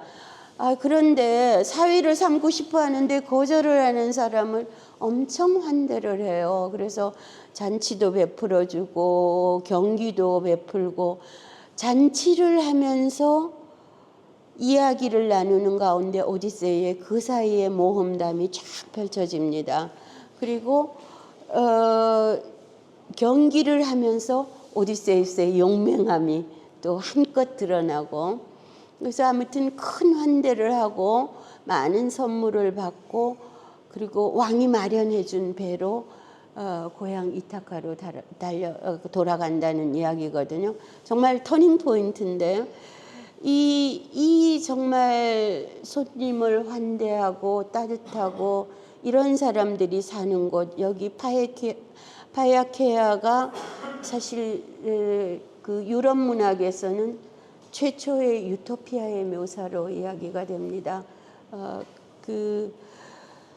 그래서 호메로스에서는 나우시카는 그저 오디세우스의 귀향을 촉진하는 데 쓰이는 인물인데 조연들은 뭐 그렇게 굉장한 역할이 없어요. 근데 괴테는 어떻게 쓰는가 하면은 굉장히 상세하게 들여다봐요. 아무튼 굉장히 멋진 이방인이 도착했어요. 여성의 마음에 동요가 있는 그런 걸 좀 보면서 괴테의 계획은 오디세우스가 떠난 후에 나우시카가 떠나서 참 그것도 좀 괴롭지만은 자기가 좀 혹시 그렇게 조신한 여성이었건만 자기가 좀 자기 속내를 지나치게 드러내지 않았나 자책을 하면서 목숨을 끊는 것으로 마무리를 한다고 생각을 했어요. 시칠리아를 떠날 때 나흘 동안 뱃멀미에 시달리면서도 계속 그 생각을 합니다. 그리고 나중에 30년 뒤에 또 이렇게 끼워 넣어요. 이탈리아 기행에다가. 이거 앞으로 스토리는 이렇게 된다고. 근데 정말 못 썼어요. 앞에 조금만 쓰고. 아무튼 시칠리아의 풍경에 매혹이 되고 어려서부터 즐겨 읽은 그 책을 사서 친구에게 번역해서 낭독해주고 정말 아름다운 해변의 레몬나무 위에서 나우시카 구상을 하고 시칠리아를 떠나면서도 아까 말씀드린 대로 카립디스와 스킬라 사이 험한 물결을 지나면서도 뱃머리에 시달리면서도 이 구상을 계속했다. 나중에는 실로와도 이야기를 나눈다. 그런데 작품은 미완성에 그쳤습니다. 오디세이아를 축약한다는 게 쉽지 않은 일이었을 것 같고 제 생각에는 괴테 좀 잘못한 것 같아요. 뭘 자책하면서 목숨을 끊는 것까지 하느라고. 제 생각에는 굉장히 슬기로운 여자인데 그렇게까지 몰고 가지 말지. 몰고 갈랬더니 잘 안 된 거 아닌가 그렇게 생각을 해요. 괴테 덕분에 오디세이아도 좀 꼼꼼하게 다시 읽어보고 참 좋습니다. 괴테 덕분에 이것저것 많이 읽습니다. 이 극장을 내려다보면서 타오름이 나옵니다. 기가 막힌 곳입니다. 바다가 보이고 저 푸른 지중해 보이고 에트나 화산이 보이고 이 앞에 작은 섬은 이졸라 벨라 아름다운 섬 영화 그랑블루가 촬영된 곳입니다. 너무나 아름다운 곳에 저기서 레몬나무까지 위에 올라앉아가지고 구상을 했는데 못 써서 좀 많이 섭섭해요. 남아있었으면 좋을걸. 그래서 요거하고 연관돼서 괴테의 유명한 남국의 그리움이 담긴 시요. 정말 괴테가 아니고요. 그러니까 북유럽인들은 다 남국에 동경이 있어요. 기후는 좋지만 맨날 하루에도 몇 번씩 비 오고 우중충한 곳에서 이 남국의 동경이 어마어마합니다. 그러니까 그렇게 여행들을 가는데 그 대표적인 남국에 대한 동경이 담긴 시. Kennst du das Land, wo die Zitronen blühen, Im dunklen Laub die Goldorangen glühen, ein sanfter Wind vom blauen Himmel weht, die Myrte still und hoch der Lorbeer steht. Kennst du es wohl? Dahin, dahin möchte ich mit dir, oh mein geliebter ziehen. 이런 시인데요. Kennst du das Land? 아시나요? 레몬꽃 피는 나라. 많이 들으셨죠? 아시나요? 레몬꽃 피는 나라. 지트로넨이 레몬꽃입니다. Im dunklen Lauf. 라우프는 이파리 중에서도 넓은 화렵이에요. 남국에는 잎이 크겠죠. 그런데 그게 푸르름이 얼마나 짙은지 둥켈은 다 큽니다. 짙은 잎새 속에서요. 너무나 녹색이 짙어서 짙은 잎새 속에서는 오렌지가 빛나고 하면 좋을 텐데 그것도 모자라서 골드 오랑주, 황금빛 오렌지가 번역이 문제입니다. 빛나는 게 아니고요. 저 단어는 글리에는 대장간에서 금속이 이글이글 아니면 난로에서 숯불이 이글이글 타는 게 글리엔이에요. 그러니까 그 짙은 초록 잎새 속에서 이 황금빛 오렌지가 정말 이글거리듯이 빛나고 Ein sanfter Wind, 한 가닥 부드러운 바람이 vom blauen Himmel weht, 푸른 하늘에서 불어오고 Die Myrte still und hoch der Lorbeer steht. 뮤테는 고요히 드높게 월계수 서 있는 곳. 뮤테는 고요히 서 있고 드높게 월계수가 서 있고 미르테의 번역 때문에 제가 40-50년을 고민을 했습니다. 미르테는 나무가 우리나라에 없어가지고 가장 가까운 나무로 한다고 초창기에는 치자꽃으로 번역을 했었어요. 왜냐하면 흰색 꽃이고 향기가 좋고 이파리가 약간 도톰하고 그래서 치자꽃은 틀린 번역이었는데 최근에 맞는 번역을 찾았습니다. 우리나라에 드디어 수입이 돼서 은매화. 예, 매화인데 은이 붙어서. 왜냐하면 술이 굉장히 많아요. 하얀 술이. 그래서 굉장히 정결함. 그래서 신부화로도 많이 쓰이고요. 그래서 아무튼 보고는 조용히 5곳이 서 있고 드높게 서 있는 건 월계수고요. Die Myrte still und hoch der Lorbeer steht. Kennst du das wohl? 아시겠지요? 보호는 한 번 더 다시 말합니다. 아시죠? 다힌 그곳으로 möchte ich 나는 그대와 함께 하고 잠깐 쉬어서 오 마인 겔립터 사랑이요. 찌엔 가고 싶어요. 근데 저 다힌 저렇게 따로 된 거요. 위에 Kennst du es wohl? 다힌 저거 세 줄 합쳐야 한 줄이 됩니다. 그런데 세 줄을 저렇게 띄면 어떻게 되는가 하면 한 단어에 한 행의 무게가 실려요. 굉장히 강하게. 예, 아무튼 그런 곳에서 나우시카를 쓰려고 했으나 못 썼습니다. 그 다음엔 판도라로 넘어가겠습니다. 끝에서 2번째입니다. 판도라 다음에 한 개만 더 있습니다. 판도라와 그 다음에 나오는 에피메니데스의 깨어남이라는 작품은 나폴레옹이 1806년 예나 아우슈테트 전투로 프로이센을 장악하면서 1000년 가까이 때로는 유명무실하게 이어져 오던 신성 로마 제국이 붕괴합니다. 예나는 바이마르에서 지척에 있습니다. 전장에 인접한 바이마르가 입은 피해는 컸다. 나폴레옹 자신이 황제가 되려 한 만큼 제후 제도는 유지되었으나 정치적, 경제적, 인간적 고통은 혹독했다. 이 난세의 혼돈 속에서 1807년과 1808년 2차례에 걸쳐 판도라는 집필되는데 1막만 쓰이고 미완성에 그쳤다입니다. 괴테는 이때 죽을 뻔했습니다. 프랑스 군인들이 들어와서 죽을 뻔했는데 아내가 기지를 발휘해서 위험을 모면했어요. 그래서 그때까지 동거를 하던 아내와 결혼식을 올립니다. 그래서 뭐 그건 또 다른 이야기입니다만 어찌됐건 현실의 혼란 속에서 참으로 고전적인 소재를 판도라 난데없이 고전적인 형식으로 다시 가져오는 시인의 뜻은 아마도 짐작컨대 시간과는 무관한 삶의 어떤 원형적 의미 같은 것을 다시 성찰해 보려는 것이었겠지만 그 익숙한 소재에다 또 그래도 변화된 세계 해석을 조금 얹어보려는 구상도 있었을 것이다. 그러니까 판도라에 판도라가 등장하지 않지요. 그러나 그것을 굉장히 현실하고 사실 밀접하게 연관이 되어 있는데 얘기를 안 해요. 시적 언어와 고전적 형식으로 표출하는 어려움도 있었을 것 같아요.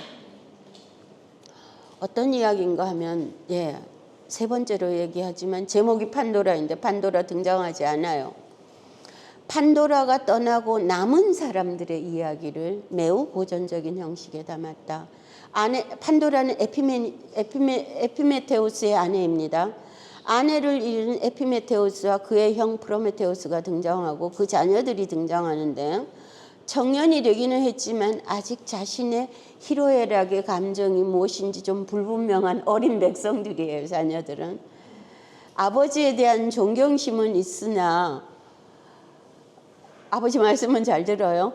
열정적 사랑과 순간적 미움을 적절하게 인식할 줄 모르는, 표현할 줄은 더더욱 모르는 프로메테우스 아들 필로로스의 이야기가 남아있는 일막에 담겨 있다. 뭔가 하면은 필로로스가 누굴 좋아했는데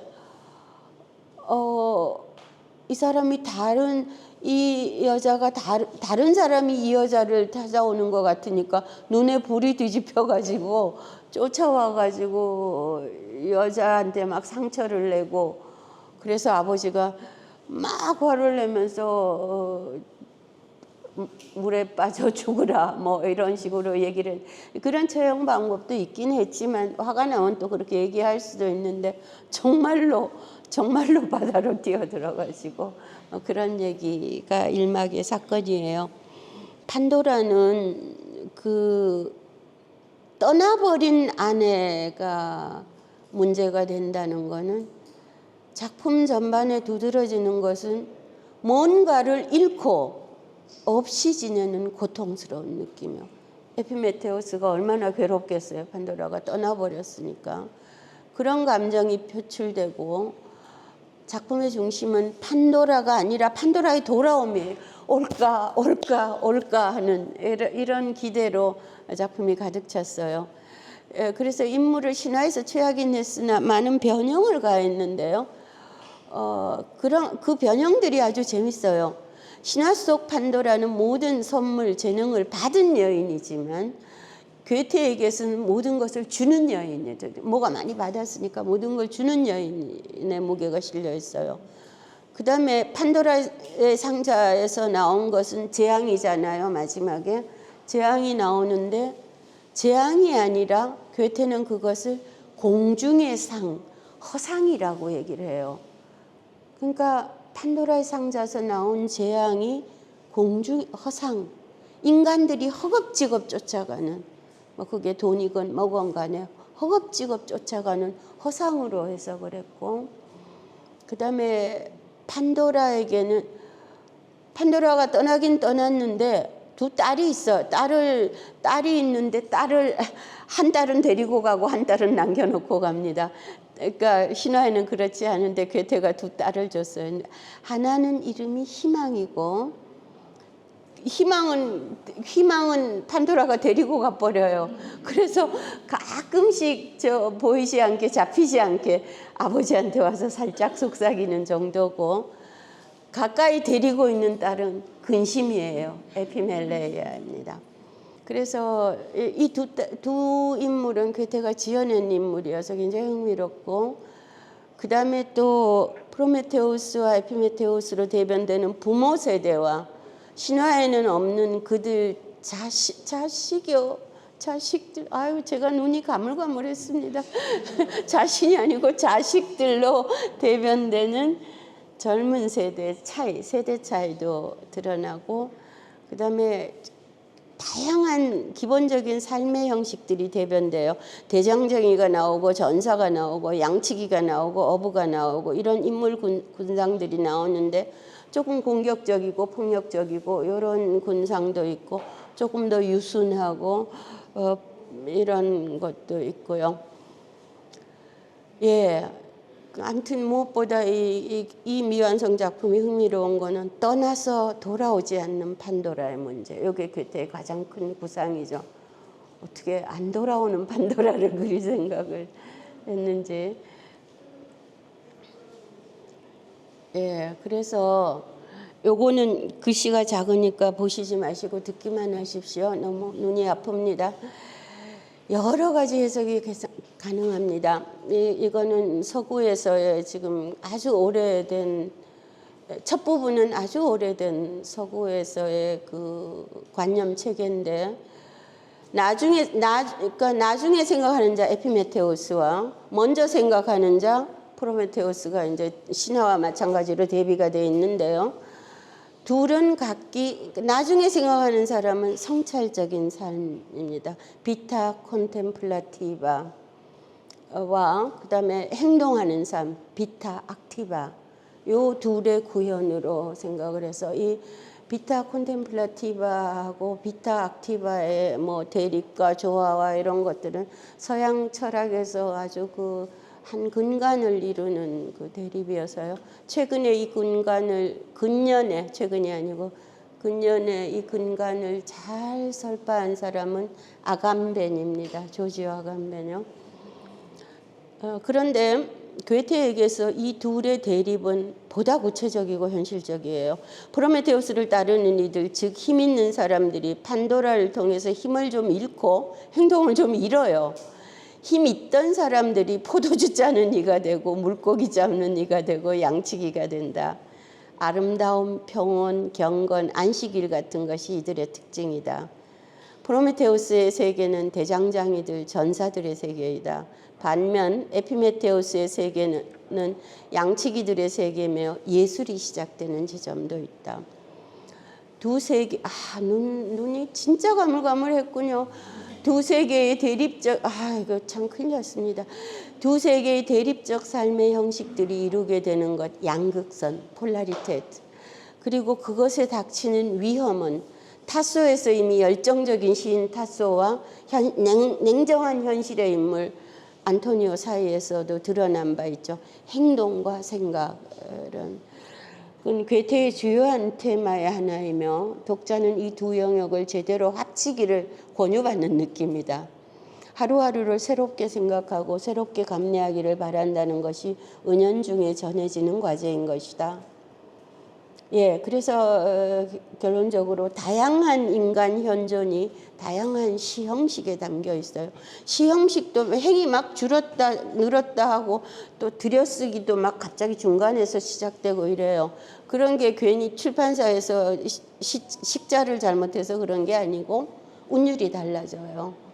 그래서 이렇게 다양한 드라마지만 굉장히 시적이고 정말 작곡이 되어야 마땅한 그런 텍스트고, 다채로운 운율이 구사되고 있는데, 괴테가 이렇게 한 극작품 안에다 다채로운 운율을 쓴 것은 이 판도라가 처음이고요. 후에는 무엇보다 정말 운율의 보고라고 할 수 있는 파우스트에서 정말 극도로 다채롭게 실행됩니다. 그래서 근데 파우스트가 시라고는 아무도 생각을 하지 않죠. 심지어 드라마 대본이라고도 잘 생각하지 않습니다. 그래서 같이 읽으면 너무 재밌고 혼자 읽으면 읽기가 어렵고 그렇습니다. 이것도 이막의 개요를 상세히 써놨으나 쓰지는 못했습니다. 마지막 작품인데요. 에피메니데스의 깨어남이라는 작품. 여기는 깨어남이 붙었네요. 에피메니데스의 깨어남은, 요거는 뭔가 하면 판도라는 나폴레옹의 침공을 당했을 때 썼어요. 여기 에피메니데스의 깨어남은 침공이 끝나고 이제 잔치를 할 때 의뢰를 받아서 썼어요. 의뢰받은 작품이어서 1815년 3월 30일과 31일 양일에 베를린 오페라 하우스에서 공연되었고 축제극 대본으로 쓰였고 현재 반본은 조금 손봐서 1816년에 수정된 건데 어찌됐건 오페라 하우스에서 공연됐습니다. 오페라 대본이라고 봐야 옳습니다. 이거 정말 그 통상의 희곡이라기에는 너무나 그 시적이고 추상적이고 해서 대사의 대부분이 시와 노래이며 그런데 특이한 점이 있어요. 연의 고전극에서와는 달리 고전극에서는 지문이 굉장히 작지요. 뭐 궁정 앞 뭐 바닷가 이러고 끝납니다. 지문이. 현대극에 오면 엄청 길어져요. 사실주의부터 시작해가지고 지문이 상세하게 들어갑니다. 근데 지문이 엄청 상세해요. 그래서 무대 설명도 상세하고 세세한 동작까지 다 지정이 되어 있는데 극 자체는 이게 뭐 상징극인지 우의극인지 굉장히 특이해요. 에피메니데스가 누군가 하면은 크레타 섬에서 오래 잠을 자고 현인으로 깨어났다는 인물인데요.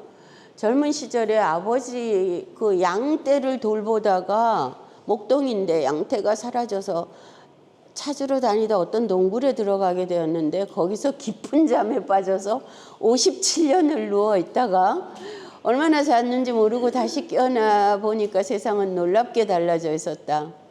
아버지 집으로 와보니 형제들도 그를 알아보지 못했다. 다 늙었는데 이 사람은 젊어 있잖아요. 후에 그리스 전역에서 유명해져서 신들의 총아로 여겨지기 시작했다.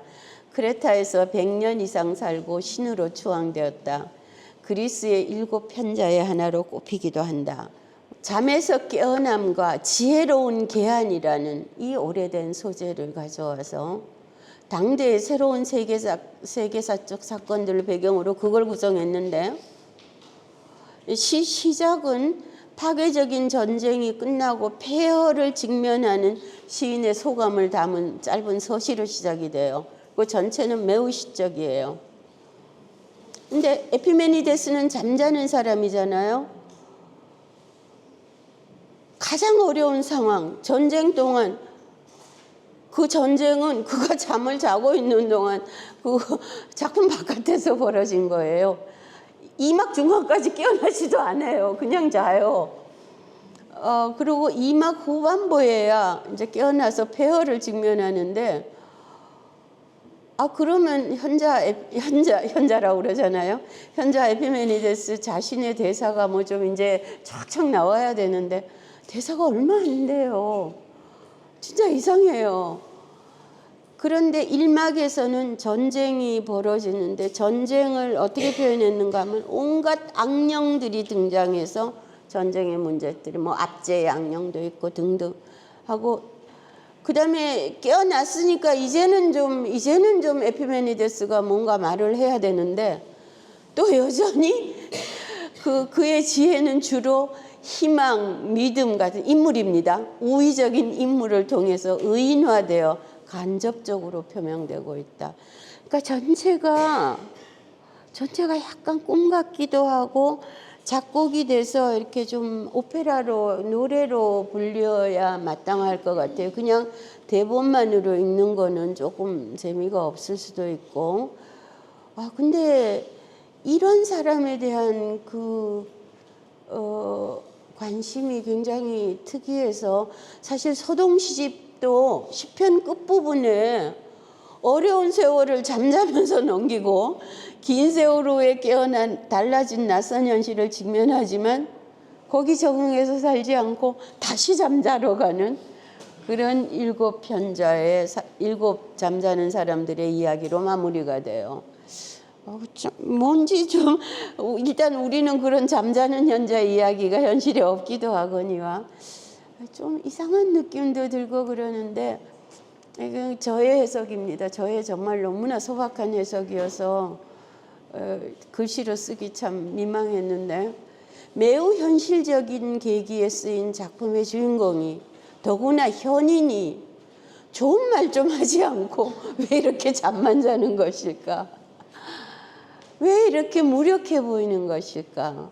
왜 발언은 죄다 이리 추상적일까? 이런 의문이 드는데요. 또 다시 생각해 보면 우리는 막 뭔지 현인이 막 말을 해서 막 좋은 일을 이루게 할 것 같은데요. 현인이라 하여도 또 생각해 보면 전쟁 같은 현실에 맞서서 뭘 하겠어요. 예. 그래서 이 비평가들은 저처럼 저렇게 노골적으로 얘기하지 않고 이것은 문학의 혹은 시의 알레고리가 아닌가 이렇게 얘기를 합니다. 이게 뭐 세상에는 참여 문학도 있지만 그러나 사실 생각해 보면 이게 바꾸면 좋은데 그렇게 잘 안 되는 것도 사실은 많은 경험이 아는 지혜이기도 하죠. 그죠? 거기서 출발하는 거하고 바꿀 수 있다 하고 나가서 깨지는 거하고는 조금 서로 다른 문제일 것 같아요. 그래서 이런 많은 이야기들이 있고, 지금 오늘 다루지는 않지만 그러나 저런 파편들이 있는 대신에 정말 60년을 쏟아서 쓴 작품 파우스트가 있습니다. 이 한 줄이면 되는데 60년을 써서 그러나 이 한 줄이 주는 위로가 커서 이 비문 한 줄이 주는 비문이죠. 지향이 있으면 거는 갈 곳이 있고 갈 곳이 있으면 가면 되는데 왜 방황을 하겠습니까? 그러나 방황하지 않는 사람이 없기 때문에 이런 문장은 상당한 위로가 되고 끝나는 장면도 굉장히 특이하죠. 근심의 입김으로 눈이 멀어서 눈 머는 모티브가 여기도 나오죠. 그러니까 평생을 맹목적으로 달려왔는데 눈 뜨고 맹목적으로 달려왔는데 눈이 머니까 이렇게 심하니 마음의 눈이 떠져서 눈이 멀라고 근심이 입김을 불어넣는데 그 심한이 떠진 마음의 눈이 떠진 파우스트가 공동체의 꿈을 생각하면서 삽질 소리에 그 계약의 말을 꺼내는 이런 이야기고 지혜의 마지막 결론요. 자유도 생명도 누려 마땅한 자는 날마다 그것들을 싸워서 얻어내야 하는 자뿐. 그렇게 거세게 열렬하게 살아왔는데 그래도 마지막 꿈은 공동체의 꿈이었죠. 아이고. 그래서 끝납니다. 영원히 여성적인 것이 우리를 이끌어가네. 알쏭달쏭하지요. 그 천사의 마지막 말도 재밌습니다. 언제나 노력이 나오긴 한번 나옵니다. 지향하며 노력하느니. 노력만 하면 너무 땀 냄새가 나는데 지향하며 노력하느니 그를 우리가 구원할 수 있노라. 구원한다고 안 해요.